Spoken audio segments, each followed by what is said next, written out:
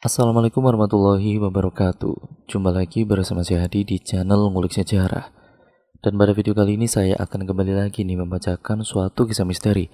Kali ini masih tetap berjudul Tanah Wakaf Tumbal Pesugihan. Cerita kali ini memasuki part yang kelima ya teman-teman. Jadi untuk kalian yang belum menonton part sebelumnya, saya sarankan untuk kalian menontonnya terlebih dahulu agar kalian mengerti keseluruhan alur ceritanya. Yuk, daripada kita lama-lama, daripada kita penasaran juga bagaimana kelanjutan ceritanya, mari kita langsung saja menuju ke kelanjutan ceritanya. Perhatikan baik-baik karena ceritanya akan segera saya mulai.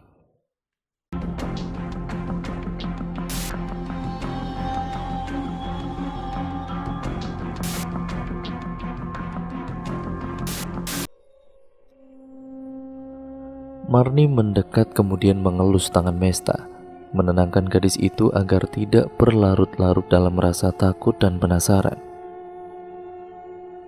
Mamang dari rumah Pak Ali. Dia sudah sangat sepuh tetapi dulunya orang yang dituakan di kampung ini. Mamang mengkonfirmasi tentang kemunculan Neneng Sinden. Mamang tahu, Gali pasti sudah menceritakan asal-usul sosok itu. Mesta tidak mengiyakan baik dengan ucapan ataupun anggukan. Dia hanya diam menyimak apa yang akan dikatakan oleh sang paman. Menurut Pak Ali, Neneng Sinden belum sepenuhnya mati. Jasadnya memang sudah terkubur di pemakaman, tetapi jiwanya masih ada di sekitaran kita. Ada dendam yang masih dia simpan, ada hal yang masih ingin dia selesaikan. Melalui kamu, Neneng Sinden minta tolong. Ya, aku harus bagaimana? Mesta bertanya dengan suara serak dan tercekat. Cari sendiri, Mamang sama sekali buntu. Mungkin mengadakan ritual sekali lagi untuk mengusir malapetaka bisa dilakukan. Mang, kenapa harus melakukan hal-hal klinik kayak gitu sih? Kita terkesan seperti orang yang gak punya agama jika begini. Kamu diam saja, jangan sampai ada tumbal lain yang berjatuhan. Mesta sebenarnya masih ragu dengan Bilal, apalagi niat dia untuk mengganti tanah wakaf dengan tanah yang lain. Lantas tanah yang luas ini akan dia apakan? Mang, Pipi udah cerita perihal tanah wakaf yang mau ditukar apa benar? Tanya Mesta. Bilal melotot ke arah istrinya, dia tidak percaya hal ini diceritakan lebih awal kepada Mesta. Belum saatnya kamu tahu, yang pasti kepentingan seluruh warga di sini tidak akan tersingkirkan. Mereka akan tetap mendapatkan haknya untuk mengairi lahan pertaniannya. Itu tanah yang sudah diwakafkan, harusnya Mamang cerita dulu sama ayah, atau setidaknya Mesta yang sekarang ada di sini. Mamang sudah bicara sama warga. Warga sini menyerahkan semuanya sama si Galih. Memangnya dia akan mengizinkan? Dengan atau tanpa izin dia, Mamang tetap akan bikin sumur bor di tanah lain, lebih bawah lagi dari sumber air yang sekarang ini. Mesta tidak habis pikir. Nama Mang Bilal di kampung ini sudah tidak begitu baik. Seharusnya dia tetap menjaga nama baiknya dengan tidak melakukan apa-apa. Mita, Laras! Teriakan bergema di tengah hamparan persawahan. Rombongan pemuda termasuk Gali mencari dan terus berpencar. Aji, Dion! Dari tim lain tidak mau kalah. Mereka terus menyuarakan nama itu, berharap salah satunya muncul di hadapan mereka. Tiba di kaki bukit, tidak ada seorang pun yang berani melanjutkan perjalanan. Mereka saling tatap dan berusaha menunggu instruksi selanjutnya. Setelah kematian Bahrus, Pak Jajang, ya karena serangan monyet, ditambah lagi dengan kejadian Irwan dan Mang Diman di padang rumput tempo hari, mereka ketakutan. Monyet itu masih berkeliaran di sekitaran mereka, dan satu keyakinan mereka pegang dalam diri mereka masing-masing, bahwa monyet membuat sarang baru di bukit itu setelah sarang yang ada dekat pemukiman warga dimusnahkan. Jangan pergi sendirian, ucap Pak RW. Bawa bambu atau apa saja untuk senjata kalian. Kita berpencar bagi 3 kelompok. Galih, coba kamu pimpin tim ini, dan Rosadi tim ini ya, sisanya ikut saya. Pergerakan mereka begitu tergesa, semakin lama semakin gelap daerah perbukitan itu. Gali membawa mereka menuju arah puncak paling atas yang mana. Dari atas sana, Mereka bisa melihat rel kereta api yang baru saja diaktifkan kembali. Banyak jejak anak-anak yang pernah datang ke tempat ini. Adanya kereta api yang melintas menjadi, ya, antusias tentunya tersendiri untuk melihat hiburan gratis. Sayangnya jejak-jejak itu tidak dapat merekam dan menunjukkan bahwa Mita dan kawan-kawannya pernah datang ke sini. Menjelang sore hari, semuanya menyerah. Rasa khawatir adanya serangan monyet yang bertaring membuat mereka memutuskan untuk turun. Lagi pula setelah ditelusuri di seluruh penjuru bukit itu tidak ada tanda-tanda keberadaan anak-anak remaja yang hilang. Untuk tiba di kampung dan permukiman warga, mereka tetap harus melewati area sekitar tanah wakaf dan villa. Begitu sampai di tempat itu, mereka dikejutkan oleh teriakan Mesta dan juga Marni. Loli monyet yang biasanya lebih patuh kini lepas dari ikatan dan berlari di pematang kolam tanah wakaf. Namun, ketika semua orang beramai-ramai ingin menangkap monyet itu, dia tidak melawan dan berlari, hanya menghindar dan duduk di salah satu batu. Tempat yang tepat di mana Neneng Sinden selalu membawa Mesta ke sana. Lili diam di sana. Sekuat apapun Mesta membujuk monyet itu, dia tidak bisa membawanya kembali. Tidak apa-apa, kalian pulang saja. Ini biar aku yang urus. Mesta duduk tidak jauh dari Lili. Karena lelah, rombongan pemuda yang mencari anak-anak hilang akhirnya pulang juga. Kecuali kali dia memilih duduk di sebelah Mesta. Mungkin dia bosan di kandang terus, ujar Gali. Atau lelah dengan banyak kejadian di sini. Diiringi dengan tawa, Mesta mengucapkan hal itu. Gali mengerti, anak kota mana yang bisa sekuat Mesta, terlebih perempuan. Tetapi dirinya salut, Mesta mampu melawan banyak hal, melawan rasa takut, melawan keterbatasan, bahkan melawan kesedihan setelah kehilangan monyet kesayangannya itu. Jangan curcol, ledek Gali. Biar suasana tegang saat ini tidak semakin menegangkan. Kelihatan banget ya, satu sisi kadang aku ingin pulang saja, tapi di sisi lain, meski begini, mental aku aman. Ya walaupun gak ada penghasilan sama sekali, seluruhnya diikuti tawa naif. Kan tetap dapat pasokan orang tua, selidik Gali. Hanya untuk kepentingan villa, untuk kebutuhan pribadi aku mah enggak enak. Tetap saja mengandalkan tabungan sisa gaji kemarin. Lili menatap jauh ke arah padang rumput di mana Loli mengembuskan napas terakhirnya. Sesekali dia loncat-loncat dan menempelkan telinganya pada batu yang dia pijak itu. Kamu gak ada niatan pindah dan menetap di sini? Ah, enggak, makasih ya, ucapnya. Kenapa? Apa tujuannya aku harus menetap? Tidak ada yang harus dikejar juga. Tidak ada tujuan yang pasti.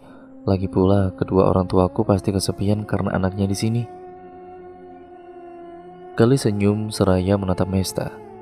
Kan ada aku di sini. Ah, gimana? Lupain aja, lihat Lili dia ngapain. Gali berusaha mengalihkan pembicaraan. Lili masih dalam posisi menungging, telinganya menempel di atas batu.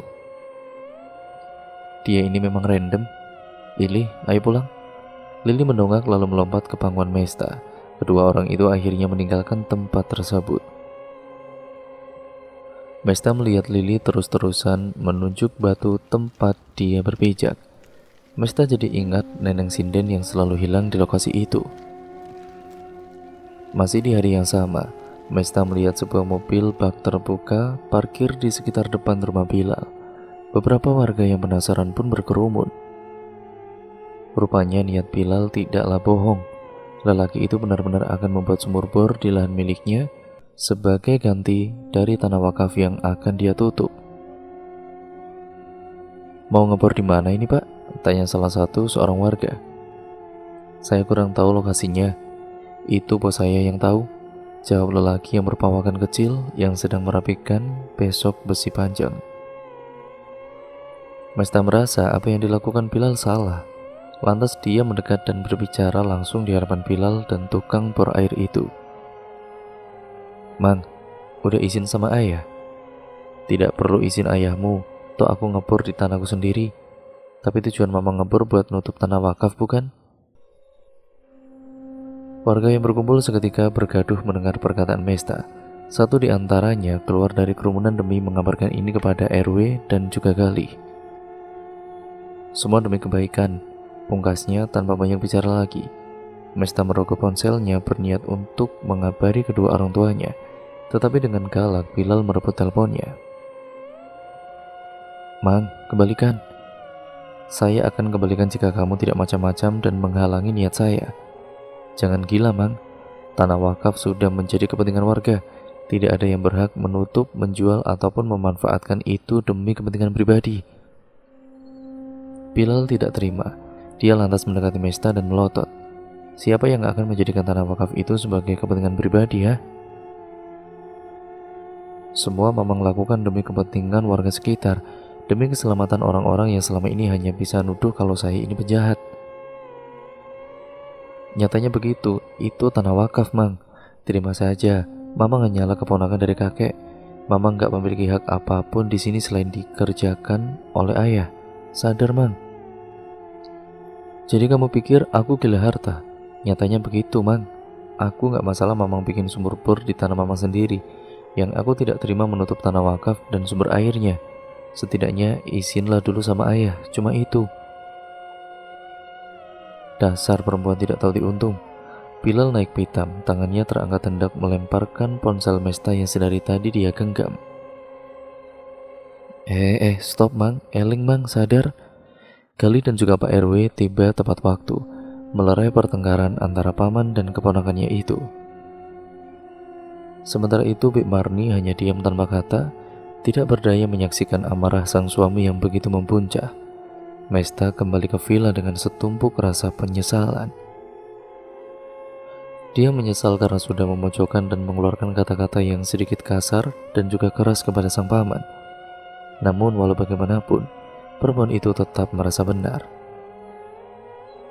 Apa yang dilakukan oleh sang paman meskipun diikuti dengan kata-kata demi keselamatan seluruh warga, tetap saja caranya itu salah. "Ayah," ucap Mesta. Ketika sambungan telepon itu akhirnya terhubung, nada bicaranya yang lemah dan juga memelas membuat ayahnya tahu ada sesuatu yang tidak beres terjadi di sana. "Mau pulang?" tanya sang ayah yang mengira bahwa Mesta sudah tidak betah lagi berada di kampung Pasir Maung. "Enggak ya, bukannya mau pulang. Mesta baru saja berdebat dengan Mamang. Mesta tahu Mesta salah ya karena bicara begitu keras kepadanya. Tapi maaf, ayah mungkin setelah mendengar apa alasanku, ia juga akan maklum dengan tindakan yang Mesta ambil." Hening tidak ada tanggapan di seberang sana. Mesta hanya menatap Lili yang terus meronta. Dia menebak monyet itu ingin lepas dan kembali di atas batu seperti sebelumnya. Jika saja ini masih tengah hari, Mesta akan membiarkan monyet itu berkeliaran, menikmati kesenangannya bermain di kebun jeruk. "Ayah kok diam saja?" tanya Mesta. "Ayah mau dengar dulu. Ada apa sebenarnya? Ayah percaya sama kamu, tetapi masa iya tidak dikasih tahu hal yang bikin anak ayah marah?" Bergulirlah cerita dari awal hingga akhir. Siapapun yang mendengar penjelasan Mesta tentunya akan geram dengan keputusan sepihak yang diambil oleh Bilal. Memang, Bilal adalah kerabat dari Mesta, saudara sepupu yang dipercaya oleh ayah Mesta untuk mengelola seluruh perkebunan, sawah, serta aset-aset milik keluarga Mesta. Itu pun tidak dilakukan dengan gratis. Ayahnya Mesta akan terus mengirimkan uang sebagai imbalan, bahkan hasil panen pun tetap dibagi dua. Sekarang rasa marah itu kini muncul ketika mengetahui bahwa Bilal seakan ingin menguasai tanah wakaf. "Keputusan kamu sudah tepat. Mungkin inilah hikmah mengapa kamu harus jauh-jauh dari Jakarta ke sana. Jika saja kamu tidak datang, mungkin apa yang dilakukan mamangmu itu tidak akan pernah kita ketahui. Pantau terus saja. Ayah percayakan semuanya kepadamu." Lega rasanya sudah menceritakan apa yang terjadi, berkeluh kesah tentang semua keresahan-keresahan dan ketakutan yang dialami di sini. Kini satu pekerjaan yang harus diselesaikan adalah membantu keluarga korban untuk menemukan anak-anak yang hingga detik ini sama sekali belum ditemukan. Mesta hendak merebahkan badannya ketika dia melihat Lily terus memberontak. Rantai yang melingkar pada pinggang monyet itu terus ditarik. Mesta jadi trauma melihat luka di area perut karena terlalu banyak meronta. Jadi niatnya untuk rebahan dia tunda dulu sampai dia menenangkan Lily. Sayang, tenang ya nak, tenang. Lily yang biasanya tenang pun kini lebih agresif setelah Loli meninggal. Mesta tahu dia kesepian, sama halnya seperti manusia yang kehilangan separuh jiwanya. Hari-hari akan semakin hampa, bahkan merasa tidak ada artinya lagi. Mesta melepaskan ikatan pada monyet itu, kemudian menggendongnya sebagaimana seseorang ibu yang menggendong anaknya dengan penuh kasih sayang. Sayangnya Mesta merasakan bahwa Lily tidak nyaman berada di gendongannya. Berkali-kali dia meronta seakan ingin melepaskan diri dan berlari sejauh yang dia mau. Lily, tenang Li. Diam, jangan kabur. Ini udah mau sore, udah mau maghrib. Nanti kamu diserang monyet besar yang nyerang Loli gimana? Meski sesungguhnya kematian Loli dikarenakan tembakan dari warga, tetapi Mesta tidak bisa menyalahkan itu. Dia tahu mereka hanya warga biasa, bukan penembak jitu yang bisa dengan tepat membidik sasarannya.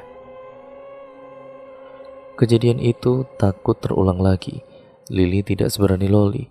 Jika dia kabur dan bertemu dengan monyet yang mengintai warga hingga saat ini, dia takut Lily tidak akan selamat. Ketika sedang berusaha untuk menenangkan hewan peliharaannya itu, Mesta melihat segerombolan orang yang melewati jalan depan villa. Satu di antaranya adalah Rosadi, kakak laki-laki dari Mita. Punten teh, sapa Rosadi. Mesta mengangguk. Rosadi dan beberapa pria yang tidak dikenal Mesta berwajah muram. Dia tahu lelaki itu menyimpan duka cita yang teramat besar dalam hatinya. Tapi salutnya, Mesta pada warga kampung sini yaitu mereka tetap ramah apapun keadaannya. Setelah rombongan itu melewati area villa, mereka pun lantas berjalan ke pematang sawah. Jalanan yang sudah tidak ada sangkut pautnya dengan tanah wakaf. Sementara itu Mesta kewalahan mengatasi Lily yang terus-terusan memberontak. Sampai akhirnya monyet itu mengambil pilihan terakhir dengan menggigit jari Mesta. Rasanya seperti deja vu. Awal mula Loli melarikan diri dan hilang sampai akhirnya ditemukan menjelang kematiannya. Mesta tidak mau kehilangan hewan peliharaannya satu kali lagi. Walau bagaimanapun dia sudah merawat hewan itu dari kecil. Li, tunggu Li. Monyet itu tiba-tiba berubah agresif, sama seperti monyet yang terkena rabies.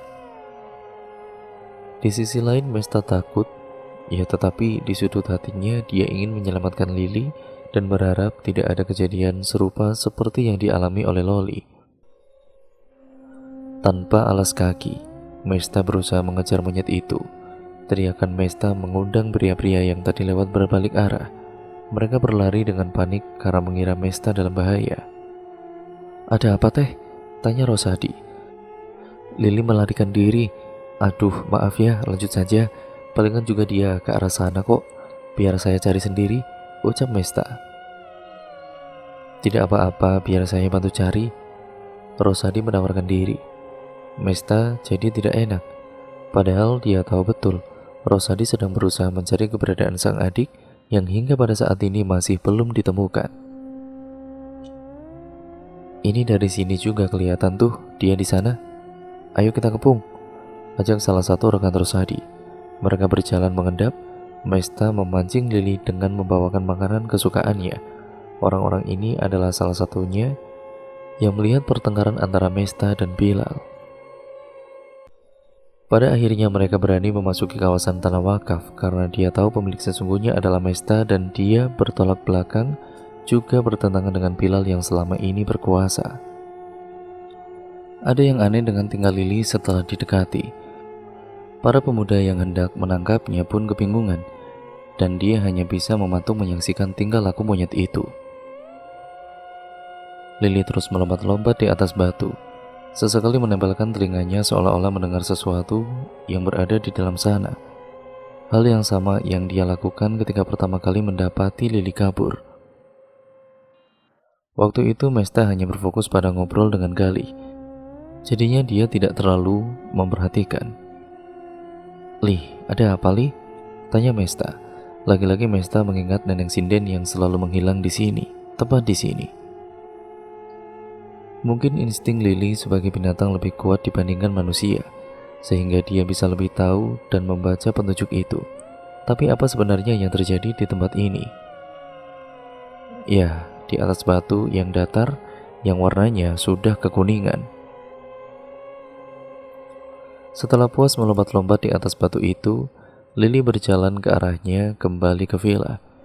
Dia mengabaikan orang-orang yang sedang berusaha menangkapnya persis seperti manusia yang mengabaikan orang-orang yang ada di dekatnya. Dan ketika salah seorang pemuda ingin menangkap Lily, Mesta mengangkat tangannya sebagai tanda bahwa jangan diteruskan. "Ikuti saja." Pemuda-pemuda itu mengikuti Mesta.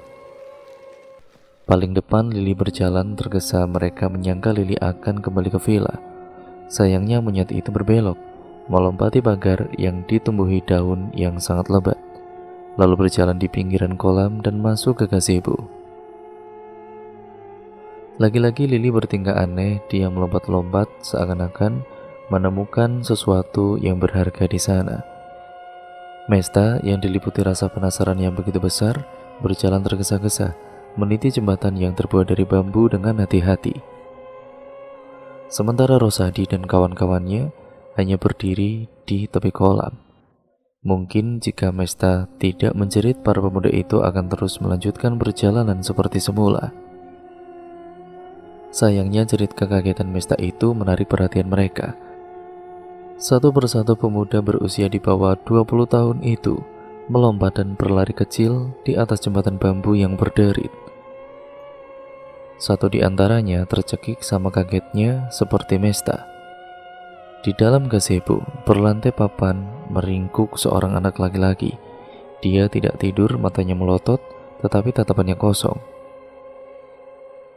Di tangannya memegang sebuah benda, entah apa itu. Mesta tidak bisa melihat dengan jelas apa benda itu.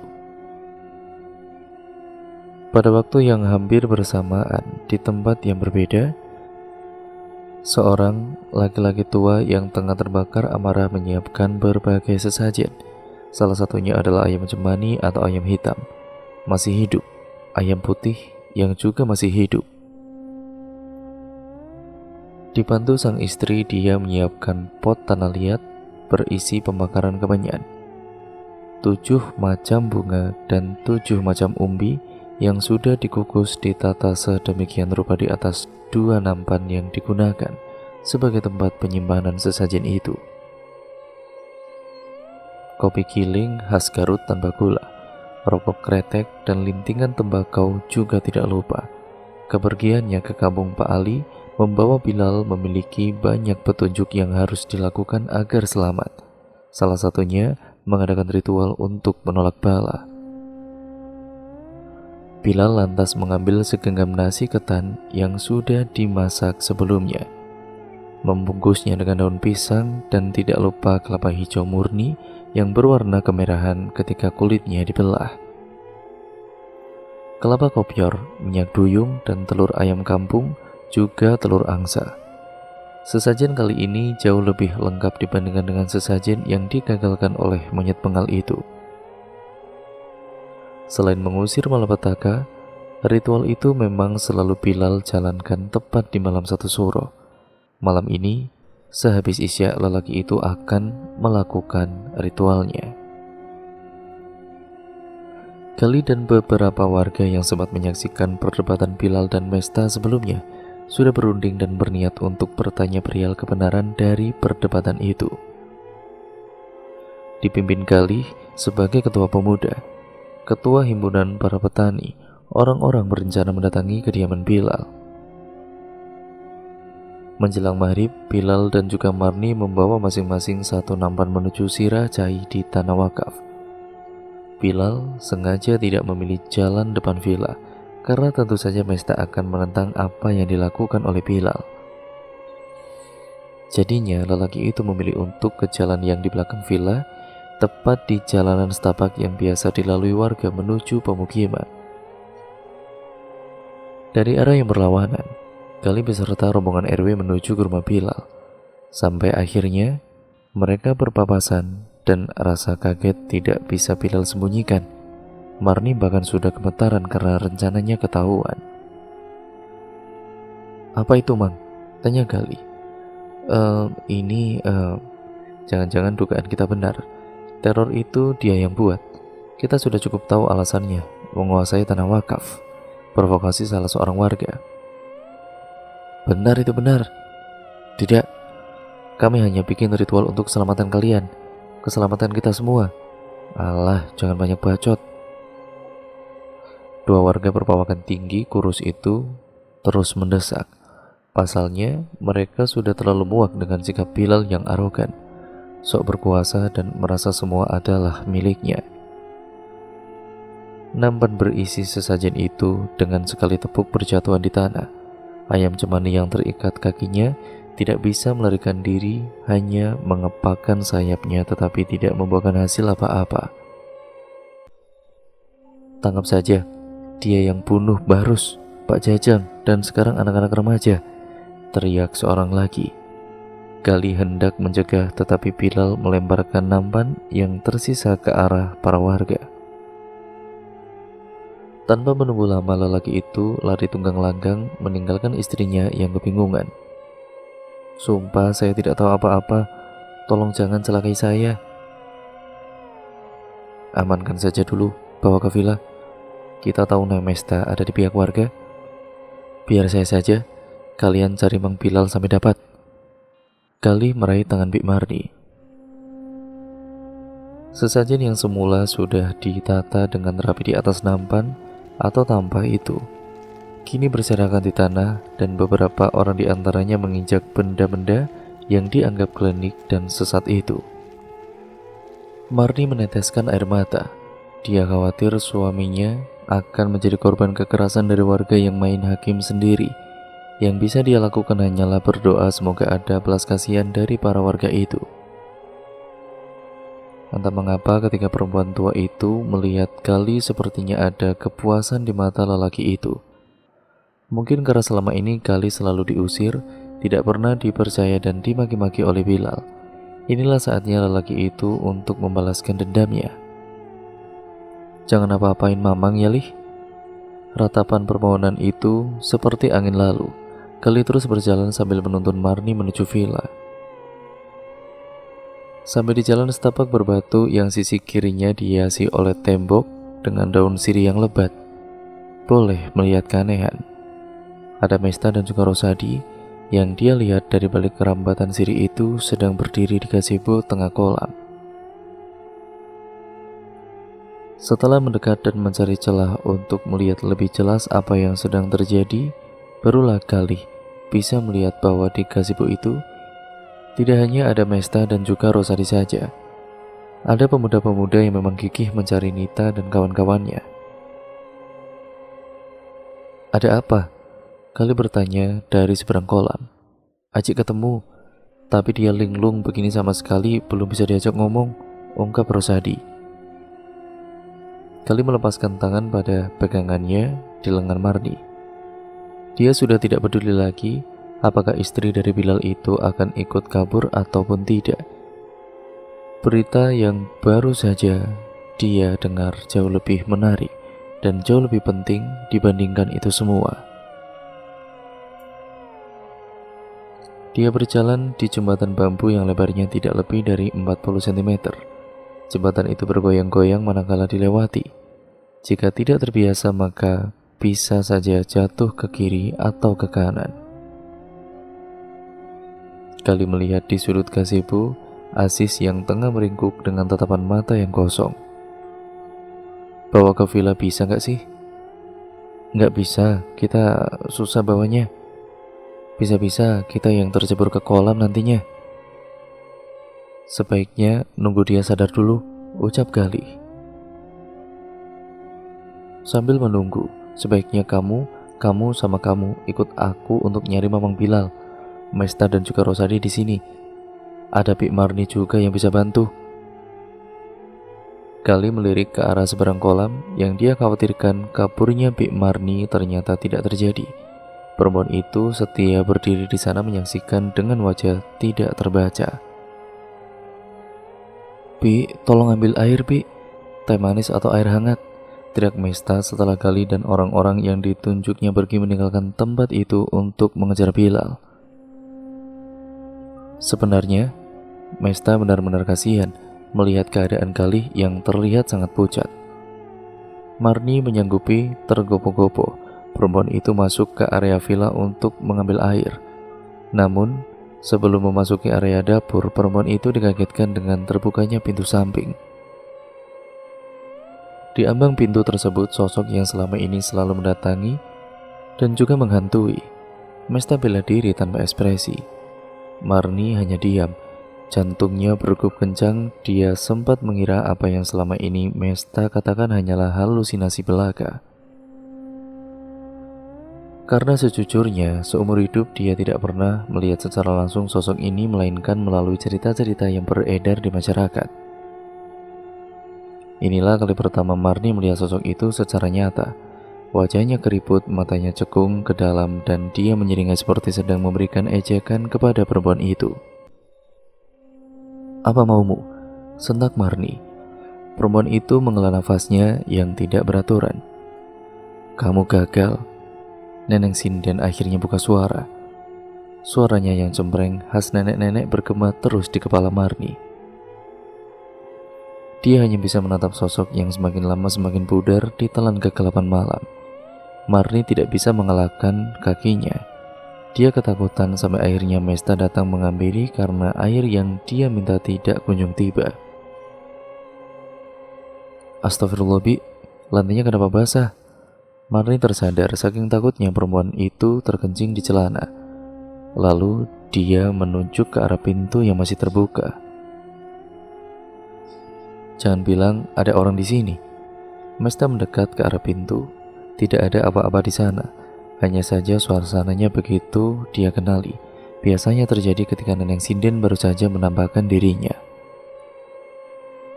Merasa kasihan dengan sang bibi, Mesta memapahnya sampai ke kamar mandi. Dia menunggu di ambang pintu agar bibinya membersihkan diri.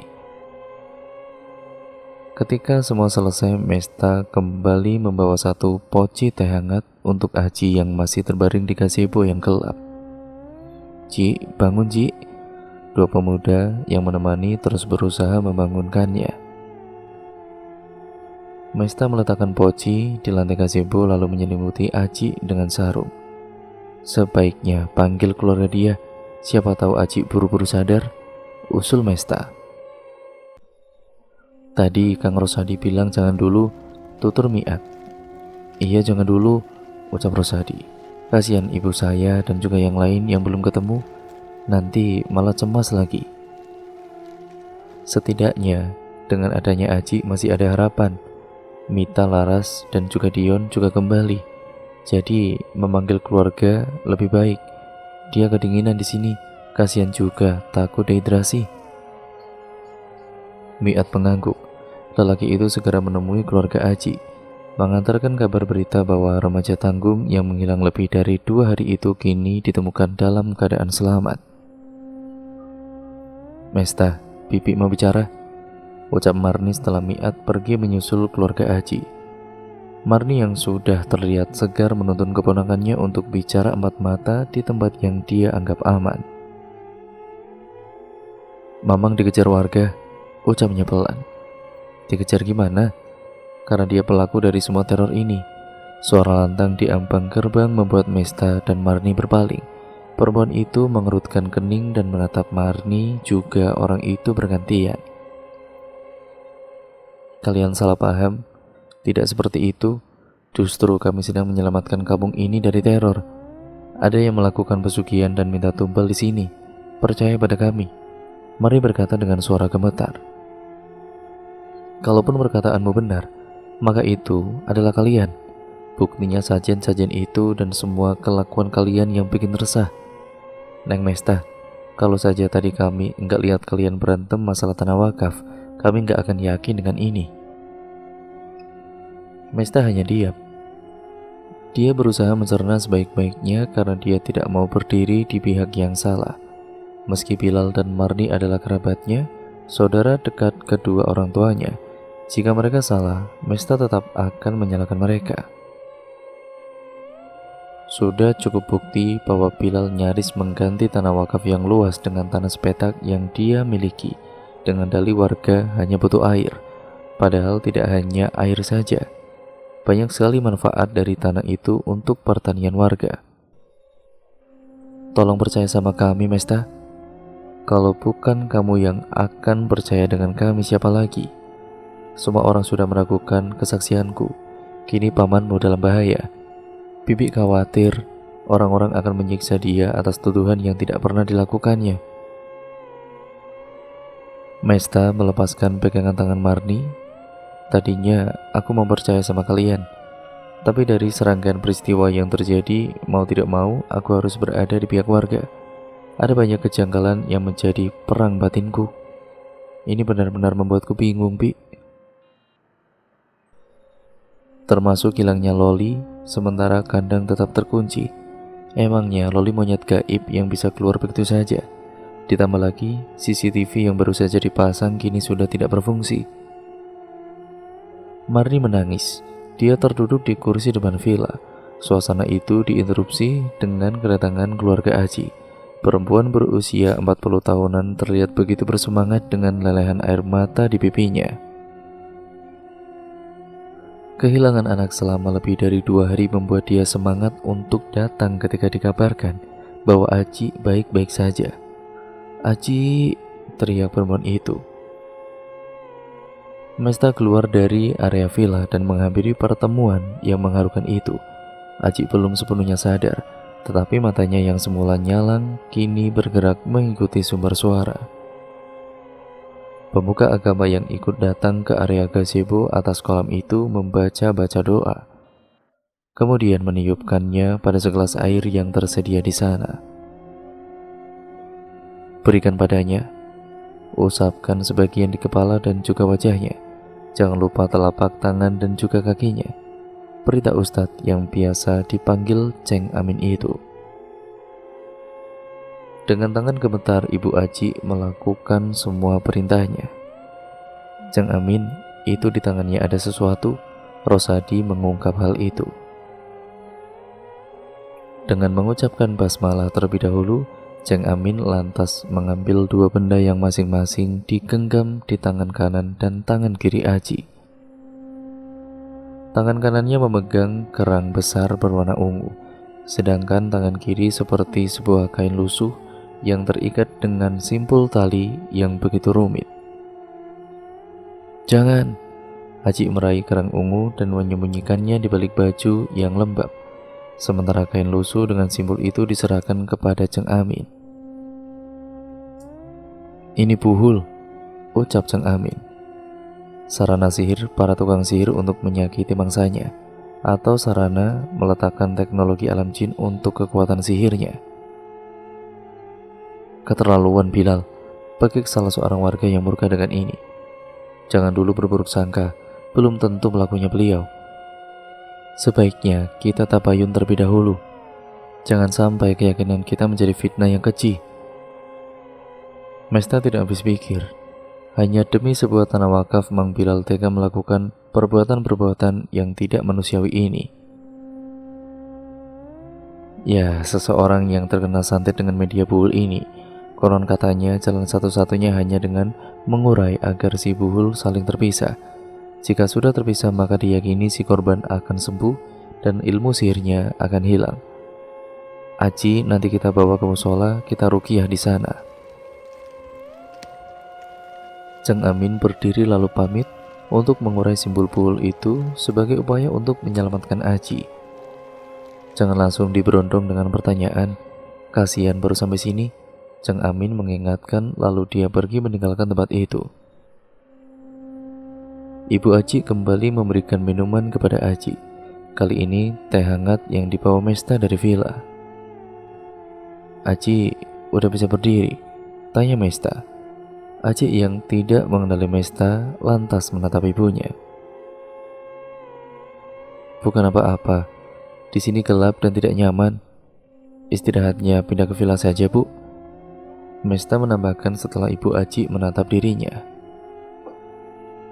"Bisa, Ci?" tanya sang ibu.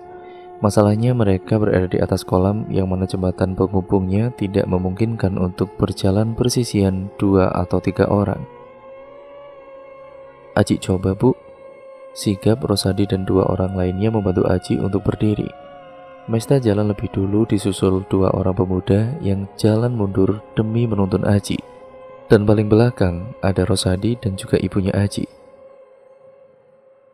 Mesta melihat ke arah Sirajai dan Hilir. Dengan pencahayaan seadanya dia yakin di tempat biasa berdiri Neneng Sinden bersama Lili. Perempuan itu sempat tercekat dan hendak mengejar sang monyet ke sana, tetapi kondisinya saat ini tidak memungkinkan. Mesta membantu melebarkan gerbang dan membiarkan Ibu Aji menuntun anaknya yang terlihat masih gemetaran. Tidak disangka berita ketemunya remaja tanggung itu mengundang kerumunan yang hanya berani melihat di ujung jalan. Aji, Mita di mana, Ci?" Rosadi buru-buru pasang badan saat melihat sang ibu yang berlari seraya menangis. "Sabar, Mak, Aji baru sadar. Kita tanya dia pelan-pelan." "Gimana bisa emak sabar, Di? Mita hampir 3 hari menghilang. Bagaimana bisa emak sabar dan juga tenang?" Mesta merasa iba dengan ibunya Rosadi. Perempuan itu merangkulnya dan membawa ikut masuk ke dalam villa. "Ngapain orang itu masih di sini? Dia pelakunya, tukang santet dan juga main dukun. Ikut pesugihan juga lagi," teriak emaknya Rosadi sambil menunjuk Marni. "Demi Allah, saya tidak melakukan itu." "Jangan bawa-bawa Tuhan. Toh perbuatanmu selama ini jauh dari Tuhan. Pergi kamu, saya tidak mau lihat wajahmu. Kalau terjadi hal yang tidak diinginkan sama Mita, kamu dan juga suamimu orang pertama yang akan aku cari." "Sudah, Mak, sudah." Rosadi menenangkan emaknya. Kemudian membawa perempuan itu untuk duduk tepat di sebelah Ibu Aji. Bukan hanya emak yang penasaran dengan kepergian 4 anak itu, semua tentu ingin tahu sebenarnya kemana mereka selama hampir 3 hari. Ditambah lagi pengakuan Ceng Amin bahwa hal tersebut dikarenakan adanya sihir yang dikendalikan oleh seseorang yang entah itu siapa. "Waktu itu aku sama Dion mau nyari belut di sawah," ungkap Aji. Dia melihat sekeliling lalu menunduk seperti ketakutan mengingat kejadian yang menimpanya. "Teruskan," pinta sang ibu. "Kebetulan di jalan bertemu sama Mita dan juga Laras. Kami saling ejek lalu kejar-kejaran. Kalau boleh tahu mereka mau kemana?" selidik Rosadi. "Laras ngajak Mita untuk lihat kereta. Katanya hari ini jadwal masinis Eka yang wajahnya ganteng. Ya disitulah aku sama Dion ngajak mereka. Tapi berhubung harus naik ke bukit dan itu jauh, Laras memaksa aku dan juga Dion untuk ikut." Benda mirip kerang berwarna ungu yang sedari tadi disembunyikan di balik bajunya kini dia keluarkan. Tidak ada yang berani bertanya benda apa itu. Aji mau bercerita saja, mereka sudah bersyukur. Tidak ada yang terjadi sampai kami melihat kereta di atas bukit. Setelah kereta melintas, aku dan juga Dion buru-buru turun untuk segera nyari belut, takut keburu sore. Tapi nggak jadi, sawahnya kering soalnya. Rosadi sebenarnya ingin tertawa. Memang benar di saat sawah kering seperti sekarang ini, belut tidak ada. Mereka biasanya muncul ketika musim tandur, ketika benih-benih padi itu baru saja ditanami di kotak-kotak berjarak, atau ketika padi sudah mulai meninggi. Dari itu yang mana ketika petani rajin mengairi sawahnya pagi dan sore hari. Ya akhirnya Dion ngide buat ambil jeruk di kebun tanah wakaf. Dion bilang itu tidak berdosa karena tanahnya sudah diwakafkan untuk kepentingan warga. Jadi, apa-apa yang ditanam di sana pun bisa dimanfaatkan kami sebagai warga. Maaf, ucapannya punya salam seraya menatap Mesta. Lalu kemana Mita? Suara emak lebih tinggi dari biasanya. Kami ketemu nenek-nenek dan pangeran tampan di kebun. Mesta tercekat. Nenek-nenek mungkin dia pernah melihatnya, tapi pangeran rasanya mustahil ada pangeran di perkebunan jeruk itu. Neneknya pakai baju biru, selidik Mesta. Sontak semua orang melihat ke arahnya. Iya betul, dia memang menyeramkan, tapi dia ngasih ini. Aji menunjukkan benda itu. Warnanya terlihat sangat cantik dan indah, seperti kerang laut yang sering dijadikan hiasan di akuarium. Yang lainnya, selidik Rosadi. Aji mengambil air yang ada di genggaman ibunya.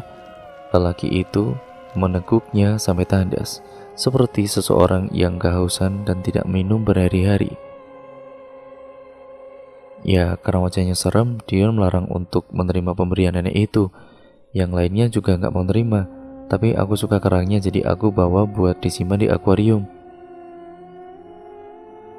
Aji berhenti lagi, lalu dia mengusap pundaknya seakan-akan dia sedang merinding. Karena nggak dapat kerang ini dari nenek itu, mereka justru memilih mengikuti pangeran menuju kolam. Entah mengapa kolam besar si Racai itu, ya terlihat seperti ada jalan di bawahnya. Aku sempat ikut sampai tengah-tengah, tapi diusir karena aku dinyatakan pengikut nenek itu, sebab kerang ini. Akhirnya aku kembali dibantu nenek sampai naik ke daratan, dan kolam yang ada jalannya kembali menutup, kembali menjadi kolam. Jadi, Mita di kolam? Tanya Rosadi. Iya, mereka bertiga di kolam. Suara Aji bergetar, dia tampak begitu lemah. Ya karena aku tidak diajak, aku tinggal di saung sejak kemarin. Aku minta tolong tapi nggak ada yang melihat. Hampir saja aku putus asa dan berpikir nggak bakalan ketemu ibu lagi. Aji terisak, sungguh menyeramkan apa yang dia alami. Tanpa diduga emaknya Mita histeris, dia yakin kini anaknya sudah meninggal dunia di dasar kolam itu. Namanya hidup di kampung, berita lebih mudah tersebar. Begitu pula dengan berita tentang keberadaan Mita. Dion dan Laras menurut Aji ada di bawah kolam itu. Berkali-kali Mesta meyakinkan Aji tentang sosok yang memberikan kerang itu.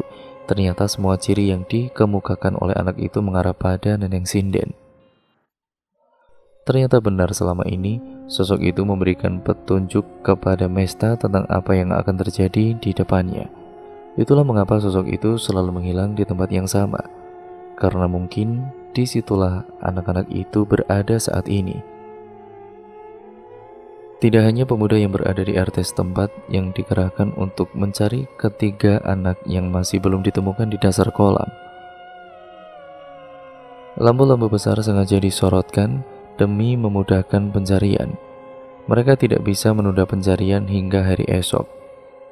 Ya, villa yang biasanya sepi kini ramai pengunjung. Bukan untuk berlibur melainkan mencari korban tenggelam. Kolam sedalam dada orang dewasa itu terus diubek demi mencari sosok-sosok yang malang. Anak-anak sebaiknya dipulangkan saja. Sterilkan area pencarian karena kita tidak mau lengah. Usul Pak RW yang langsung disetujui banyak orang. Ibu-ibu yang menonton dan membawa anak kecil terlihat kecewa karena harus pulang tanpa bisa melihat apa-apa. Namun, keputusan itu tepat.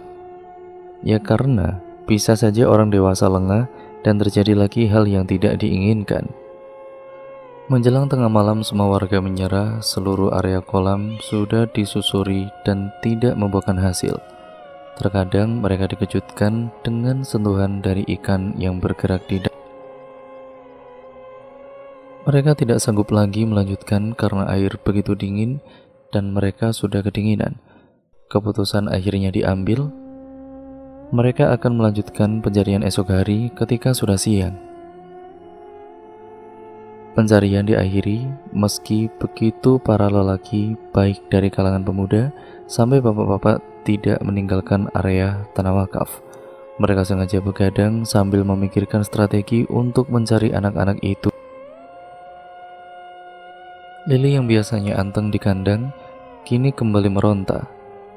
Monyet itu sengaja Mesta lepas, siapa tahu benar instingnya, dia bisa memberikan petunjuk bagi para manusia yang tengah dilanda. Benar saja, semua tidak bisa menduga kemana larinya monyet itu. Orang-orang yang ada di sekitaran kolam sempat ketakutan melihat Lili berlari sangatlah kencang. Mesta mengikuti dari belakang dengan tergesa-gesa. Untungnya lampu-lampu besar yang dipinjam untuk menerangi kolam saat itu memberikan pencahayaan yang cukup, sehingga Mesta berjalan dengan leluasa tanpa takut di tepian kolam itu. Seperti yang sudah-sudah sebelumnya, Lili melompat-lompat tepat di atas batu itu. Sesekali monyet itu menempelkan telinganya seakan-akan mendengarkan sesuatu di balik batu tersebut. Mesta meyakini bahwa apa yang dilakukan Lili selama berhari-hari ini, bahkan hari ini juga, merupakan petunjuk yang harus dipecahkan. Jika kamu ada di sini, tolong tunjukkan wujudmu. Lalu kemudian, Mesta berbicara sendiri, namun sesungguhnya dia seakan-akan mengajak bicara Nenek Sinden, mengharapkan kedatangan sosok itu demi memastikan apakah benar tempat itu merupakan tempat yang harus ditelusuri terkait dengan keberadaan anak-anak. Meskipun sosok yang Mesta panggil berkali-kali tidak mau memunculkan wujudnya, tetapi Mesta diberikan keyakinan yang begitu besar bahwa di bawah batu yang dia pijak saat ini adalah tempat yang tepat di mana semua anak-anak itu berada. Tanpa menunggu waktu yang lama, Mesta segera menghampiri para lelaki yang tengah menyusun strategi. Bisakah salah satu di antara kalian turun kembali ke kolam? Tanya Mesta. Beberapa di antara mereka menolak karena sudah membersihkan diri dan ganti baju. Sempat juga tuduh-menuduh di antara para lelaki itu untuk menuruti keinginan Mesta. Untung saja Rosadi mau turun demi mencari adiknya. Setelah mendengarkan petunjuk dari Mesta, beberapa orang mengikutinya menuju hilir, tepat di mana batu besar tempat Lili dan Nenek Sinden memberi petunjuknya. Kalian tahu apa yang ada di bawah sini? Tanya Mesta. Ini aliran air menuju kanal yang akan disalurkan ke sawah-sawah warga. Beberapa kali Lili menunjuk tempat ini. Selain Lili, sosok Nenek Sinden selalu menghilang di sini juga. Suasana seketika gaduh. Mereka berbisik-bisik dan mulai percaya dengan apa yang dikatakan Mesta. Demi adik tercinta, Rosadi berani turun dan mempertaruhkan nyawanya. Sayangnya, area hilir ini dalamnya melebihi tinggi orang dewasa. Rosadi yang memiliki postur tubuh tidak begitu tinggi harus berenang dan menyelam ke dalam, tanpa alat bantu, pernapasan, dan peralatan selam lainnya. Beberapa menit kemudian Rosadi muncul tanpa hasil dan dia meraup udara sebanyak-banyaknya dan kembali menyelam. Ketegangan terasa di atas kolam. Tidak sedikit orang yang terus menapalkan doa demi ditemukannya Mita, Dion, dan Laras. Menit berikutnya Rosadi muncul lagi. Mesta dan yang lain terlihat putus asa, tetapi Rosadi begitu gigih. Melihat Rosadi yang terus berjuang sendirian, seorang pemuda kembali turun ke dalam kolam demi membantu pria itu. Tidak lama keduanya muncul dengan membawa sesosok remaja yang sudah terbujur kaku. Takbir sontak berkumandang, pekikan dan cerita histeris terdengar begitu memilukan di tempat itu. Mesta sendiri merasa lega. Dia lantas memeluk Lili berkali-kali, mengucapkan permohonan maaf dan terima kasih. Andai saja dia lebih peka pada sikap monyet itu dari kemarin, mungkin semua tidak akan terjadi seperti ini. 2 dari 3 korban ditemukan dalam keadaan meninggal dunia, sedangkan 1 di antaranya masih belum ditemukan. Beberapa warga bergiliran untuk menyelam ke dasar kolam, tepat di hilir pembuangan air dari kolam menuju kanal penyaluran air. Semua hampir putus asa, terlebih sebentar lagi matahari akan terbit. Mereka melawan dingin dan rasa takut demi mendapatkan segera anak yang jiwa dan raganya tengah tersesat. Cheng Amin berhasil mengurai Simpul Puhul dan kini sedang mengumandangkan azan di setiap penjuru kolam. Konon, korban tenggelam akan segera mengapung ke permukaan air ketika dikumandangkan azan. Pagi-pagi buta seperti sekarang ini, biasanya cuaca sedang dingin-dinginnya. Tetapi kali ini berbeda, tidak ada rasa dingin meski angin berhembus kencang sekali. Jenazah dua anak sudah disemayamkan di musola. Para ibu dan juga pengurus musola dengan sigap mengurus proses pemulasaraan hingga akhir. Dia tetap merasa kesepian di villa, memeluk Lili, dan untuk pertama kalinya dia sangat ingin pulang ke Jakarta.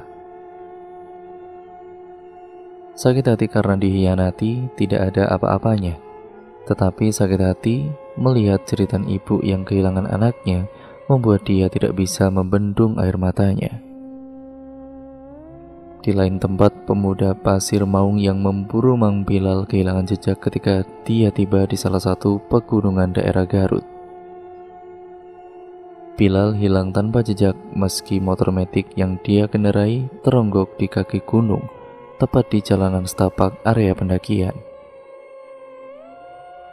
Mereka yang mencari menyerah, bukan karena tidak mau mendapatkan keadilan, melainkan rasa lelah yang luar biasa membuatnya kembali ke Pasir Maung yang jaraknya lumayan jauh dari titik mereka berada saat ini.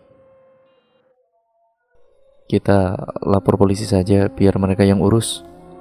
Kita sudah berusaha semaksimal mungkin. Pulanglah kalian, semua pasti lelah kan? Galih memberikan sebotol air mineral pada orang-orang yang ikut dalam pengejaran itu. Mereka memang tidak berjalan kaki, melainkan menggunakan motor. Tetapi trek yang dilalui luar biasa, mengingat motornya tidak cocok untuk dikendarai di tempat seperti itu. Malulah pulang tanpa hasil, sialan tuh orang. Kalau tertangkap aku akan hajar habis dia. Pria berbadan tambun mengepalkan tangannya, geram dengan perbuatan Bilal. Ingat waktu ada darah ayam dan bangkainya di villa? Tanya Jujun. Iya, waktu pertama kali Neng Mesta datang. Tanya si pria tambun itu. Nah, saya itu curiga si Bilal yang melakukan. Kenapa pula itu bangkai ayam ada di situ ketika Neng Mesta baru datang? Dia melakukan itu seolah-olah untuk mengancam Neng Mesta, benar gak sih? Benar juga ya, mungkin dia melakukan itu karena merasa terancam. Segala sesuatu yang dilakukan tidak akan leluasa karena ada pemiliknya di sini. Saya sudah suuzon, sudah menuduh orang-orang yang tidak bersalah. Memang siapa yang kamu tuduh? Selidik Galih. Ya banyak orang, bahkan si Marwan yang baru keluar penjara gara-gara maling di rumah kosong pun sempat kami curigai. Mereka tertawa. Melihat waktu sudah hampir tengah malam, semuanya lantas menyudahi istirahat dan segera pulang menuju kampung Pasir Maung. Orang-orang yang membantu mencari dan juga mengejar Bilal terdiri dari 6 motor dan mereka berboncengan. 3 motor yang lainnya berpencar ke arah lain.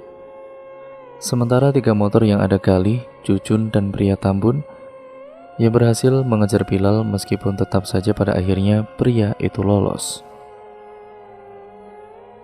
Sebelum pulang, mampir dulu ke suatu tempat ya. Ada hal yang harus saya selesaikan. Pinta Galih pada Jujun, lelaki yang memboncengnya. Keluar dari desa sebelah, mereka memasuki jalanan kecamatan. Di persimpangan jalan motor tersebut berpisah. Pria tambun itu bersama teman dan 1 motor lainnya kembali ke kampung Pasir Maung. Sementara Jujun berbelok ke desa lain untuk memenuhi permintaan Galih mampir ke suatu tempat. Dan cerita pun akhirnya bersambung lagi ke part yang selanjutnya, yaitu part yang ke-6 ya teman-teman, yang sekaligus menjadi part terakhir dari keseluruhan alur ceritanya. Jadi untuk kalian yang penasaran bagaimana kelanjutan ceritanya dan juga part akhir dari keseluruhan alur cerita ini, kalian saksikan di next video ya teman-teman. Jangan lupa untuk kalian like, komen, dan share sebanyak-banyaknya. Ya karena dengan itu kalian membantu channel ini menjadi channel yang jauh lebih baik lagi ke depannya ya teman-teman. Jangan lupa juga untuk kalian yang baru mampir ataupun kalian yang belum subscribe, ya subscribe channel ini. Nyalakan tombol lonceng notifikasinya agar kalian tidak ketinggalan video terbaru selanjutnya dari channel ini tentunya. Sekian ya teman-teman, video ini saya akhiri, kurang lebihnya mohon maaf. Pokoknya tetap stay tune terus di channel ini karena akhir dari kisah ini benar-benar akan sangat-sangat mengerikan dan juga sangat-sangat menarik untuk kita nantikan akhir dari kisahnya. Sekian ya teman-teman, video ini saya akhiri, kurang lebihnya mohon maaf. Wassalamualaikum warahmatullahi wabarakatuh.